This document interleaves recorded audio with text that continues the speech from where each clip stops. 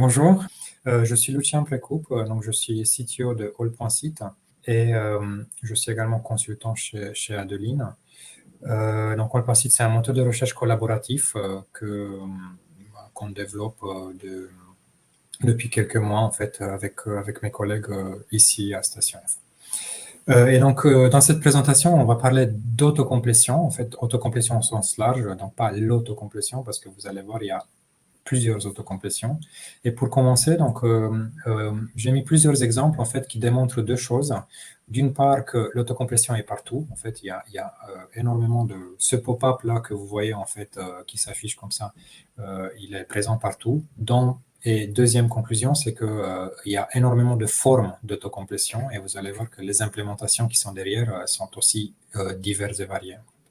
Donc là, c'est un exemple en fait d'un site e-commerce qui est carrefour.fr. Vous voyez déjà en fait qu'il y a deux autocomplétions dans une autocomplétion. Ça, c'est Google en fait qui présente une autocomplétion avant même d'avoir saisi le moindre caractère. Donc ça, c'est toujours Google, mais quand il connaît pas l'historique parce qu'on n'est pas connecté, donc du coup, il affiche des suggestions en fait qui sont tirées d'autres sources de données en fait. Il y a beaucoup d'expérimentation aussi autour de l'autocomplétion. Il y a des écrans chez Google en fait qu'on n'arrive pas toujours à avoir en fait parce que il y a beaucoup d'expérimentation justement. Un autre exemple d'autocomplétion, vous voyez déjà ici qu'il y a trois pavés en fait et vous vous doutez qu'il y a trois index derrière, un index qui est l'index qui est perso en fait avec l'historique perso, un index qui parle des entités nommées donc notamment la société élastique et puis un autre index qui probablement donne ces associations de mots en fait supplémentaires. Un autre exemple encore plus riche en fait où voilà, on nous propose même de reformuler notre requête. Un autre exemple qui est plus complexe parce que c'est un métier qui est plus complexe avec des demandes particulières en fait sur l'autocomplétion. Donc là, en l'occurrence, c'est des musées d'art moderne en fait en France. Un exemple plus épuré en fait sur un site e-commerce et voilà, vous allez voir que c'est un peu la tendance sur les sites e-commerce parce que c'est la performance, elle importe beaucoup et puis il y a aussi beaucoup d'hétérogénéité en fait dans les produits qui sortent. Une autocomplétion que vous connaissez probablement très bien, qui est celle de elastic.co/guide. C'est ça que j'utilise en fait pour mes recherches. J'arrive rarement en fait à la vraie recherche en fait. Donc j'appuie rarement sur entrée en fait. Souvent ma réponse elle est dans ces 5 premiers résultats. Une autre autocomplétion sur service public, vous voyez encore qu'il y a plusieurs pavés en fait. Donc vous vous doutez qu'il y a plusieurs implémentations derrière et c'est bien le cas. Un autre exemple chez data.gouv.fr dans lequel en fait l'autocomplétion elle est fondue dans la recherche. Il n'y a pas de bouton submit pour envoyer la requête. On a vraiment l'écran qui se rafraîchit en fait au fur et à mesure des caractères qu'on saisit. Un exemple encore dans l'e-commerce, et là on voit qu'il y a 4 pavés distincts en fait, les produits, les catégories, les marques et les mots-clés. Alors pourquoi on implémente l'autocomplétion? Tout simplement parce que l'autocomplétion, c'est un gros vecteur en fait pour améliorer l'expérience utilisateur par l'amélioration du temps de réponse en fait ressenti par l'utilisateur, par le guidage en fait qu'on fait pour l'utilisateur. On peut fournir des réponses beaucoup plus précises, des résultats beaucoup plus pertinents. On peut désambiguer, donc faire de la désambiguation en fait de la requête de l'utilisateur, ce qui permet en fait à l'utilisateur d'arriver au résultat beaucoup plus rapidement. Cette présentation va être structurée en fait autour des éléments techniques, mais donc on va parler aussi expérience utilisateur, on va parler aussi interface graphique, la manière dont le service de recherche s'interface avec l'interface graphique. On va parler mapping, settings d'Elasticsearch, requête Elasticsearch, modèle de données en fait qu'on indexe dans Elasticsearch, tout ce qui est autour de l'autocomplétion en fait au sens large. Cette présentation est tirée d'une formation disponible chez Adeline qui s'appelle Elasticsearch pour le e-commerce. Je vais commencer cette présentation en fait avec quelques idées préconçues en fait sur l'autocomplétion et donc surtout des erreurs en fait qu'on fait souvent en fait quand on veut mettre en place l'autocomplétion. Certains de ces points on va les détailler plus tard, mais voilà, donc je voulais aller rapidement en fait sur ces points en fait avant de commencer toute chose pareille. Donc, première chose à ne pas faire, c'est cocher l'option activer l'autocomplétion. Donc, déjà parce que cette option n'existe pas, en fait. Donc, l'erreur, en fait, de penser que l'autocomplétion, c'est juste une option à cocher ou une configuration à faire et puis c'est bon, on a l'autocomplétion. C'est pas si simple que ça, en fait. Donc, déjà, il n'y a pas une autocomplétion, il y a une autocomplétion. Il faut choisir celle ou l'autocomplétion qui va bien pour notre use case. Il y a plusieurs manières d'implémenter en fait ces use cases. Et il n'y a pas de bouton magique en fait qui va activer l'autocomplétion et tout va fonctionner pour votre cas précis en fait, votre cas métier précis. Deuxième idée que j'ai mis ici, en fait, c'est la requête wildcard. C'est vrai que c'est quelque chose qui est très facile, très rapide. On peut très bien écrire des requêtes type élastique étoile. Et voilà, on a une certaine autocomplétion. Alors, faire ça, en fait, ça revient en fait à faire un like élastique % dans une base relationnelle. Donc, on n'a pas forcément besoin d'Elasticsearch pour faire ça. Et surtout que quand on dit élastique étoile, même si c'est Elasticsearch derrière, en réalité, Elasticsearch va faire comme une base de données relationnelle pour répondre à cette requête parce qu'il ne peut pas faire autrement. Il va faire vraiment prendre résultat par résultat. Ça match pas, ça match pas. C'est comme ça que la requête wildcard fonctionne, donc c'est pas forcément la plus rapide. Voilà, donc elle a le mérite d'exister. Elasticsearch est très exhaustif en fait sur tout ce qu'on peut faire avec, mais en tout cas c'est pas la réponse pour l'autocomplétion. L'autre erreur qu'on peut faire, c'est d'utiliser phrase-prefix. Donc j'avais initialement préparé en fait une petite démo sur phrase-prefix pour montrer vraiment en fait pourquoi il faut pas l'utiliser. On n'a pas beaucoup de temps pour le faire et surtout que en fait la conclusion de cette démo, elle est en réalité dans la documentation même d'Elasticsearch, donc il suffit juste de voir la documentation qui vous dit clairement que c'est pas forcément ça qu'il faut utiliser pour l'autocomplétion. Si vous l'utilisez, sachez que donc c'est une phrase préfixe, donc ça va compléter le dernier mot de votre phrase. Tout ce qui est avant le dernier mot doit être strictement identique à la virgule près. Donc c'est une contrainte forte, assez forte. Et si vous l'utilisez quand même, c'est vrai que c'est pratique de l'utiliser. Voilà, pour un prototype ou quelque chose très rapidement, comme ça, c'est très pratique. Donc, vous pouvez activer l'option index préfixe qui sert non seulement pour améliorer les performances, mais aussi ça sert pour rendre des résultats meilleurs. On a tendance aussi de confondre la correction orthographique en fait avec l'autocomplétion. C'est vrai qu'on peut fournir cette fonctionnalité, la correction orthographique, sous forme de pop-up en fait, pour que graphiquement ça ressemble à une autocomplétion, mais il ne faut pas confondre en fait, ces deux choses-là, ni la fonctionnalité qu'on appelle voulez-vous dire en fait. Donc cette fonctionnalité, c'est voilà, souvent quand on tape quelque chose et le moteur nous fait des suggestions différentes de ce qu'on a saisi, soit parce qu'il n'y a pas de résultat, soit parce qu'il n'y a pas assez de résultats, ça, voilà. Donc ça, c'est des choses qui sont un peu différentes.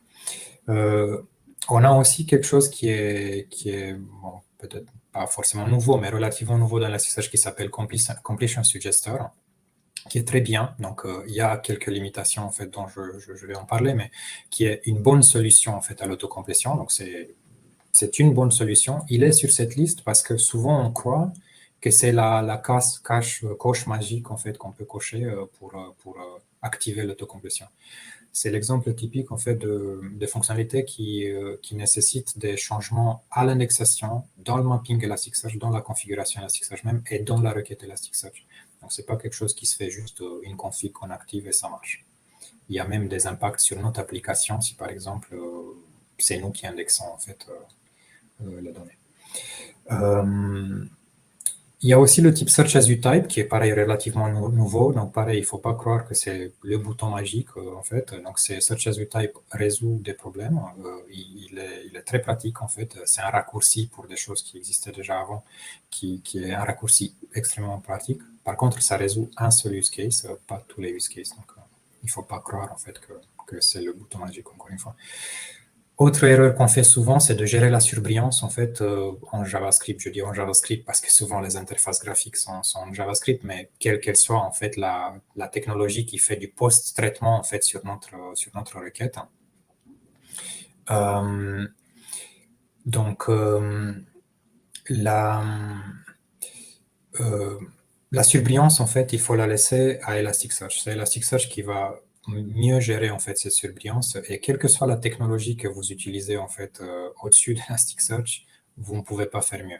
Vous pouvez par exemple traiter les majuscules, minuscules, traiter même les accents en fait pour dire ok j'ai cherché un mot sans accent, ce qui est revenu c'est avec accent, j'arrive en fait à faire le matching et faire la surbrillance, Mais quand vous passez en fait dans des synonymes, par exemple, donc si vous cherchez ECS et ce qui est retourné, c'est Elastic Common Schema, Elasticsearch va savoir vous mettre en surbrillance Elastic Common Schema alors que vous avez cherché ECS, alors que n'importe quel code en fait qui va faire du post-traitement va pas pouvoir le faire. Dernière chose, en fait, il ne faut pas utiliser les agrégations dans l'autocomplétion. D'une part parce que ça rajoute du temps en fait d'exécution et l'autocomplétion doit être rapide. Et d'une autre part, c'est que pareil, ça résout une partie du problème, ça ne résout pas tout.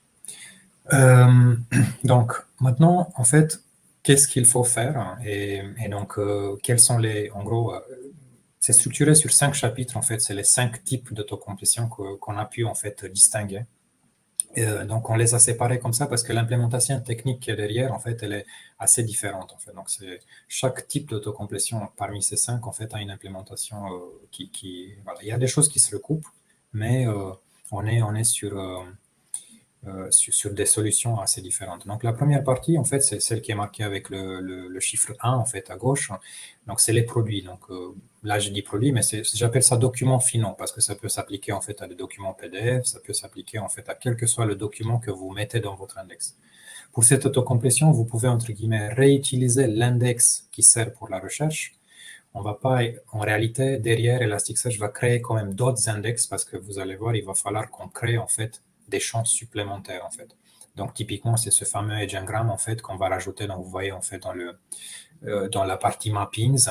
Donc on a ici l'exemple, c'est le champ qui s'appelle session qui reçoit un field, donc un champ supplémentaire qui s'appelle edgeNgram qui lui il va permettre en fait de fournir ce use case là, donc de répondre à ce use case. Et à droite vous voyez la requête qu'il faut faire. Donc il y a un impact dans le mapping, bien sûr dans les settings aussi, ça va avec, et dans la requête, donc on doit rajouter dans cet exemple session.edgeNgram à la requête pour que après ça fonctionne et qu'on puisse fournir en fait les documents finaux sous forme d'autocomplétion. Je rentre pas dans les détails, mais il faut faire attention aux analyseurs à l'indexation et aux analyseurs search, donc c'est-à-dire qui s'appliquent à la recherche. Il y a une très bonne présentation en fait de ça au début de cette présentation qui était faite à Meetup Elasticsearch qui parle des synonymes. Donc c'est pas d'autocomplétion en soi, mais ça parle donc en gros de la différence entre analyseur à la recherche et analyseur à l'indexation. Quand on utilise le edgeNgram, souvent en fait on l'applique à l'indexation et à la recherche on l'applique plus. Donc ici l'exemple est avec les synonymes, c'est la même chose pour edgeNgram. Petite parenthèse en fait pour le type Search as You Type. En fait, le Search as You Type rentre pile dans ce use case et donc c'est un raccourci vraiment pour 3 choses. Donc 2 ngrammes, donc les deux que vous voyez là, donc underscore 2 grammes et underscore 3 grammes, et aussi un shingle, en fait, un analyseur shingle qui est mis par défaut, en fait. Donc, juste avec ce raccourci type égale search as you type, Elasticsearch va créer derrière, en fait, des index, donc 3 index en réalité, 3 index supplémentaires qui sont ceux-là. Et pour vraiment montrer que c'est un raccourci, c'est que dans la requête Elasticsearch, il va falloir qu'on rentre dans les détails techniques et en fait qu'on appelle spécifiquement ces champs techniques parce que sinon ça fonctionne pas tout seul. Prenez compte de ça. Donc c'est en réalité un edgeNgram++ en fait qui a été construit aux petits oignons en fait pour faciliter en fait le traitement. Toujours une petite parenthèse que j'ai mis ici parce que je pense que on aurait pu la mettre dans n'importe quel chapitre, mais je l'ai mis ici. Donc la surbrillance, je ne vais pas rentrer dans les détails, mais laissez Elasticsearch faire. Il y a une requête highlight, un paramètre highlight qu'on peut rajouter à Elasticsearch. Donc j'ai mis ici un exemple. Il y a énormément de paramètres qu'on peut donner en fait à ce paramètre highlight. Donc, si jamais notre use case est trop complexe, il y a des choses super complexes à gérer, il y a énormément de paramètres qu'on peut mettre ici. Ici, il y a juste une partie de ces paramètres-là. Mais en tout cas, quoi qu'il arrive, c'est Elasticsearch qui devrait gérer la surbrillance. Le deuxième use case, en fait, c'est celui dans lequel on remonte des choses qui s'apparentent à des facettes. Et l'erreur, en fait, c'est quand souvent, en fait, on implémente ça avec des facettes, alors qu'il ne faut pas, en fait. C'est vrai que c'est plus fastidieux de ne pas faire avec des agrégations. Mais si on se tient en fait à l'expérience utilisateur, au fait que ça doit être rapide, ça doit être et en plus les agrégations vont fournir qu'une partie de la réponse, elles vont pas pouvoir par exemple fournir le highlighting et d'autres choses. Donc là, c'est l'exemple numéro 2, en fait, dans lequel on remonte cette fois-ci des catégories. Donc, on pourrait très bien se baser sur les catégories qui sont dans les produits, qui sont dans l'index pour la recherche, et faire une agrégation sur les catégories, ça fonctionnerait en partie. Mais la bonne manière de faire, en fait, c'est de construire un index spécifique pour ces catégories-là. Si on doit afficher des marques, un deuxième index pour les marques. Et sur ces index catégories marques, on rajoute du edgeNgram classique, comme précédemment, mais surtout des index qui sont différents. Troisième use case, en fait, qui est celui qui est en bas ici sur cette image, c'est le use case dans lequel on fournit des mots-clés, en fait.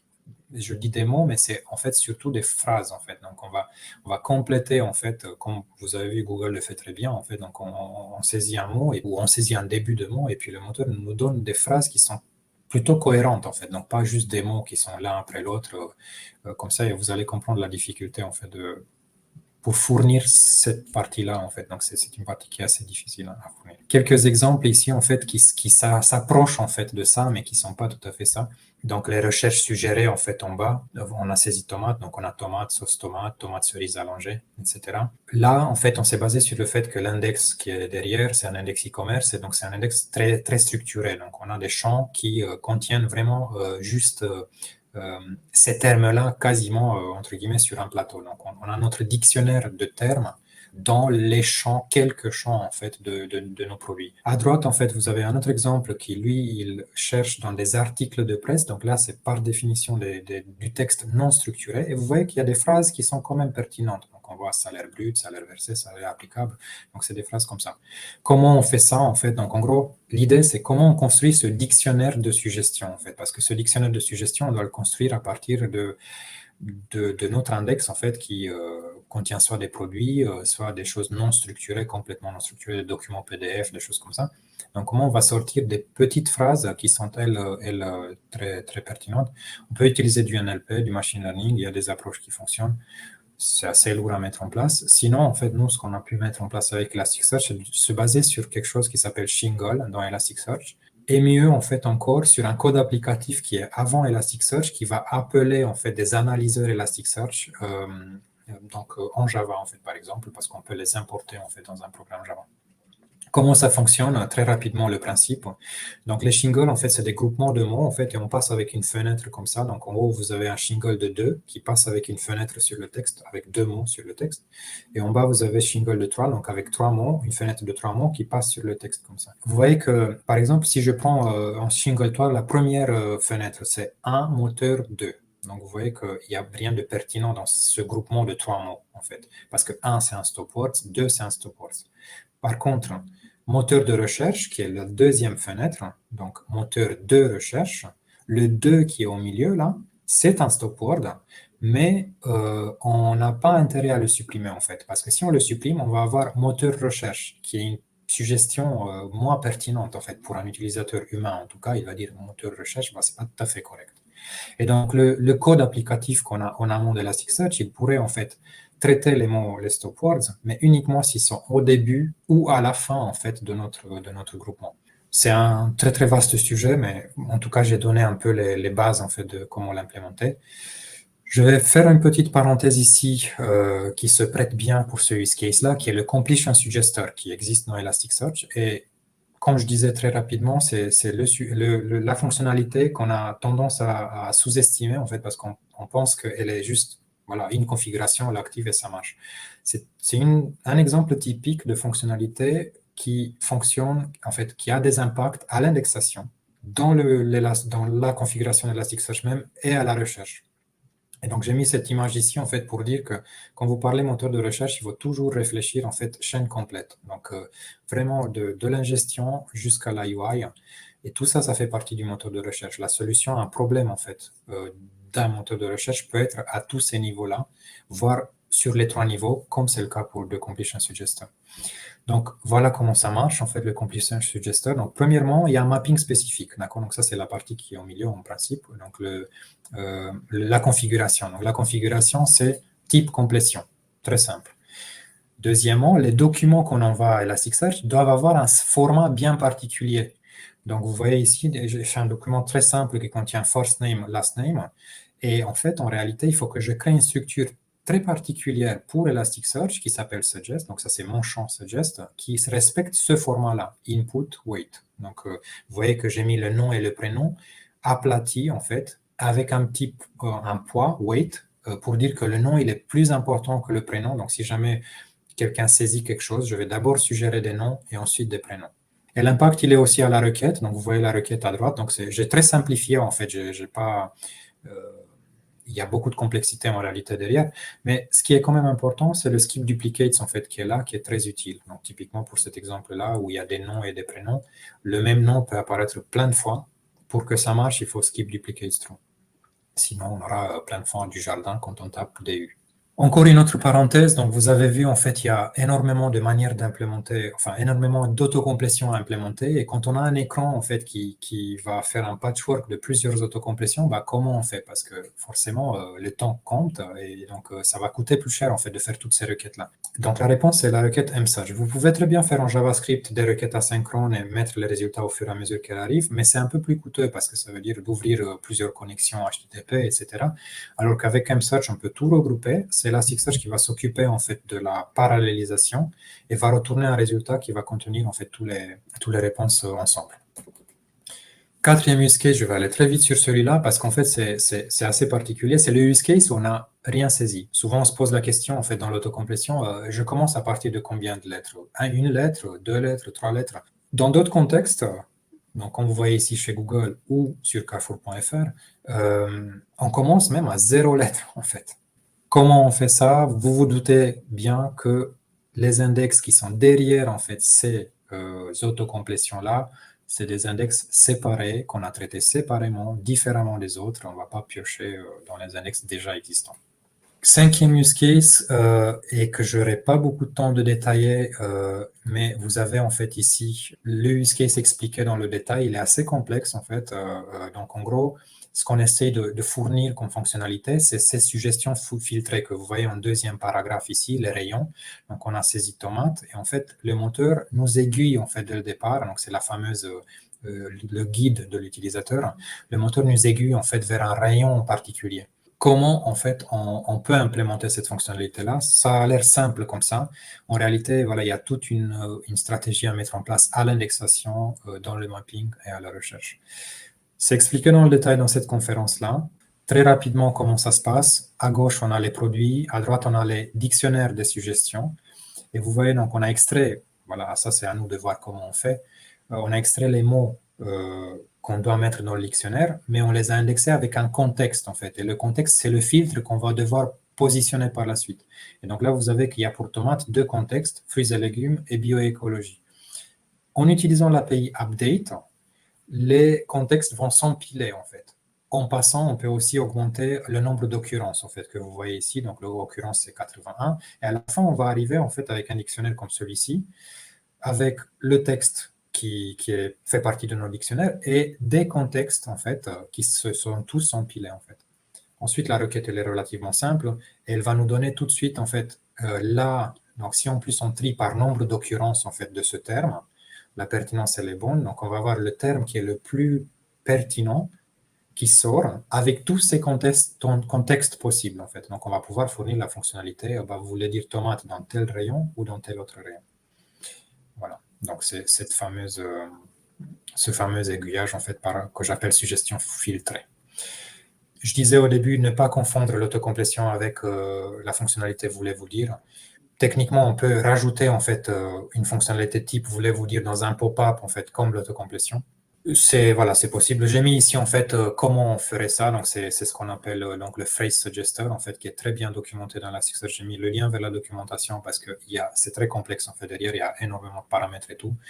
Les deux points d'attention en fait que j'ai mis, c'est faire attention au mapping. En fait, donc selon le mapping qu'on met en place, nos suggestions vont être plus ou moins pertinentes, plus ou moins bonnes. Donc, c'est expliqué aussi dans la documentation. Et ensuite, le paramètre max errors, en fait, qu'il faut prendre en compte. Max errors, ça veut dire quoi? Ça veut dire que si vous avez un texte, donc là, j'ai fait deux fautes dans mon texte. Donc, j'ai mis tomtat ronde Donc, il faut savoir que ça fonctionne en fait avec un max errors de 1 par défaut. Si vous voulez aller plus loin, vous pouvez mettre à 2. Donc, du coup, il y aura deux mots qui vont être corrigés dans votre phrase. Si vous voulez aller encore plus loin, c'est pas recommandé parce que vous augmentez en fait le temps d'exécution de beaucoup. En fait, c'est exponentiel. En fait. Donc, c'est pour ça qu'il faut s'arrêter à 2 erreurs. Si jamais la phrase elle contient 4, 5 mots, et il y a des erreurs dans 3 mots parmi les 5, ben, il y en a 2 qui vont être corrigés, le troisième va être laissé tel quel. Voilà, vous pouvez espérer qu'avec un aller-retour utilisateur, il va recorriger en fait. On va cliquer sur la suggestion qui va revenir en fait avec une nouvelle suggestion parce qu'il y a encore un mot qu'il faut corriger. Voilà, et avec ça, j'ai fini en fait. Sinon, donc là, je suis disponible pour vos questions en live s'il y en a. Merci beaucoup, Luciane. C'était super instructif, comme toujours. Et d'ailleurs, enfin, personnellement, hein, moi, c'est un sujet que je connais assez peu, l'autocomplétion, donc j'apprends toujours beaucoup de choses et toutes ces techniques, ces autocomplétions, pardon, j'ai dit l'autocomplétion, j'aurais pas dû dire ça, les autocomplétions. Je peux dire Alors, l'autocomplétion, il faut juste préciser laquelle. ouais, c'est ça. Donc, il y a Oussema qui vient de poser une question. Comment vous préconisez de gérer les mises à jour au fil de l'eau pour l'autocomplétion? Alors, bah, merci pour la question. Bah, c'est la même réponse. En fait, ça dépend de quelle autocomplétion on parle. Il y a des autocomplétions qui se prêtent mieux en fait aux mises à jour en temps réel au fil de l'eau et d'autres qui se prêtent moins. Donc pour les autocomplétions type par exemple celles qui affichent des produits ou même celles qui affichent des catégories, des marques, vous pouvez mettre à jour l'index d'autocomplétion en temps réel en même temps que vous mettez à jour votre index principal. Pour d'autres use cases, donc les autocomplétions qui affichent des mots-clés par exemple ou des phrases clés, comme le calcul des mots-clés, des phrases clés, c'est un calcul qui est un peu plus intensif. Il y a un décalage, en fait. Donc, du coup, effectivement, c'est un sujet à traiter, en fait, dans les use cases autocomplétion. Parfois, l'autocomplétion va suggérer des choses qui peut-être n'existent plus dans l'index parce que l'index évolue plus vite, alors que l'index d'autocomplétion, dans les dictionnaires utilisés pour l'autocomplétion, doivent mettre un peu de temps pour se calculer.